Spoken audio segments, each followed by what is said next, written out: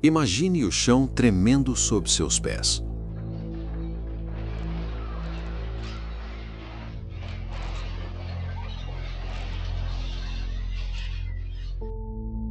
O ar ficando mais pesado.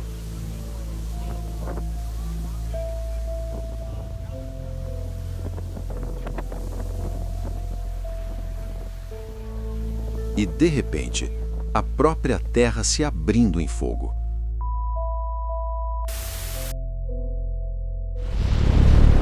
Pode parecer algo saído de um filme, mas os vulcões fazem parte da realidade do nosso planeta há milhões de anos. Eles impressionam, assustam e às vezes destroem tudo ao redor.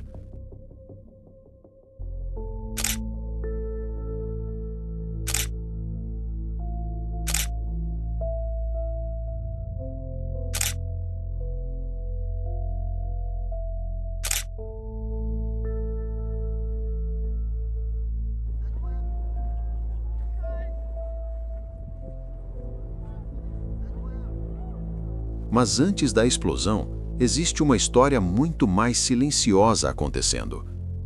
Para entender um vulcão, precisamos olhar para baixo, muito abaixo da superfície. A Terra é formada por camadas. Nós vivemos sobre a crosta terrestre, uma camada relativamente fina.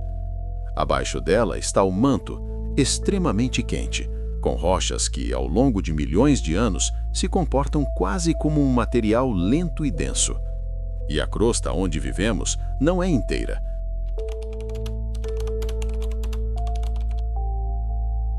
Ela é dividida em grandes blocos chamados placas tectônicas. Essas placas estão sempre em movimento, devagar, mas com força suficiente para moldar continentes. O nascimento do magma. Em alguns pontos do planeta, duas placas se aproximam. Quando isso acontece, uma delas pode ser empurrada para baixo da outra. Esse processo é chamado de subducção. A placa que desce encontra temperaturas cada vez maiores e pressões extremas. Com o tempo, parte dessas rochas começa a derreter. É nesse momento que surge o magma. O magma é rocha derretida misturada com gases. Ele é menos denso que as rochas sólidas ao redor. Por isso, começa a subir lentamente. Não é uma corrida, é um movimento paciente. O magma procura pequenas falhas na crosta, fissuras, pontos mais fracos. Muitas vezes, ele se acumula em uma região chamada câmara magmática, um reservatório subterrâneo. Ali pode permanecer por milhares de anos, silenciosamente. Conforme mais magma chega à câmara, a pressão interna começa a crescer. Os gases dissolvidos dentro do magma também aumentam essa pressão. É como inflar algo por dentro de uma estrutura rígida. A montanha começa a sentir. Antes da erupção, sinais aparecem. Pequenos tremores, leves deformações no solo, aumento na liberação de gases, mudanças discretas de temperatura. Nada acontece de uma vez. É um acúmulo, lento, constante, até que a pressão interna supera a resistência da rocha acima. E então, o magma encontra um caminho para a superfície. Quando a pressão interna finalmente supera a resistência da rocha, não existe aviso final. O magma rompe a crosta, e o que estava oculto por séculos se revela em segundos. O primeiro sinal pode ser o som, um estrondo profundo, não como um trovão comum, mas como se a própria montanha estivesse rasgando por dentro. Em grandes erupções, a explosão pode ser ouvida a dezenas, às vezes centenas de quilômetros de distância. O solo pode tremer. A liberação repentina de energia pode gerar terremotos locais. Rachaduras se espalham. Estruturas vibram. O chão sob os pés deixa de parecer estável. E então, a lava emerge. temperaturas entre 700 e 1200 graus Celsius. Não é apenas calor intenso. É energia suficiente para tornar o ambiente inabitável. A poucos metros de um fluxo ativo, o calor radiante sozinho pode causar queimaduras graves, mesmo sem contato direto.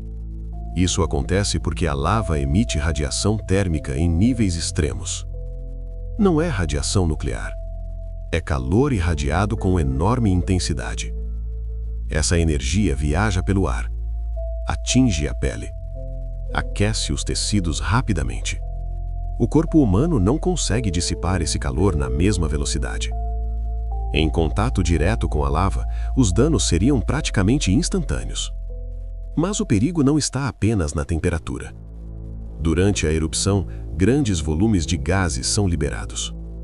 Dióxido de enxofre, dióxido de carbono. Em alguns casos, gás sulfídrico. O dióxido de enxofre irrita olhos e pulmões. Pode causar crises respiratórias. O dióxido de carbono é mais pesado que o ar. Pode se acumular em áreas baixas, desloca o oxigênio. E em concentrações elevadas, pode causar perda de consciência sem aviso evidente. Se a erupção for explosiva, o cenário se intensifica.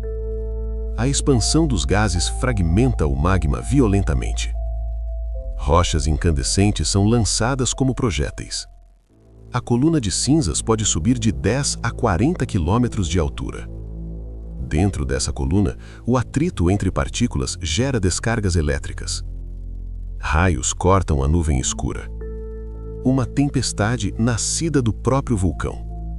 Nas encostas, as nuvens piroclásticas descem com velocidades que podem ultrapassar 500 km por hora. Misturas densas de gás superaquecido, cinzas e fragmentos de rocha. Temperaturas que podem ultrapassar 800 graus Celsius. Nessas condições, o ar não pode ser respirado. O calor invade os pulmões. O oxigênio desaparece. Tudo acontece em questão de segundos. Mesmo quem está a quilômetros pode sentir os efeitos. Cinzas começam a cair. Primeiro como poeira fina. Depois como uma chuva espessa e cinzenta. Cada partícula é feita de rocha pulverizada e fragmentos microscópicos de vidro. Elas irritam olhos e vias respiratórias. Podem contaminar água, cobrir estradas, derrubar telhados pelo peso acumulado. Diante de um cenário assim, a orientação é clara. Se houver alerta de erupção, a evacuação deve ser imediata. Nunca permanecer em vales ou áreas baixas, onde gases pesados podem se concentrar. Evitar proximidade com encostas do vulcão. Proteger nariz e boca com máscara ou tecido úmido para reduzir a inalação de cinzas. Buscar abrigo em ambientes fechados durante queda intensa de cinzas. E, acima de tudo, seguir as orientações das autoridades locais. Porque a força de um vulcão não pode ser enfrentada. Ela só pode ser respeitada. E então, depois do estrondo, depois do tremor, depois do fogo, vem o silêncio. A lava esfria, solidifica, forma nova rocha. A paisagem muda. Montanhas se transformam. Novas terras podem surgir. A erupção parece repentina, mas é o capítulo final de um processo lento. Placas tectônicas que se movem em silêncio. Calor acumulado nas profundezas. Pressão construída ao longo de anos, décadas ou séculos. E enquanto caminhamos sobre o solo aparentemente firme, vale lembrar: a terra respira. A terra se move. A terra acumula energia. Porque o planeta sob nossos pés não está parado. Ele está vivo.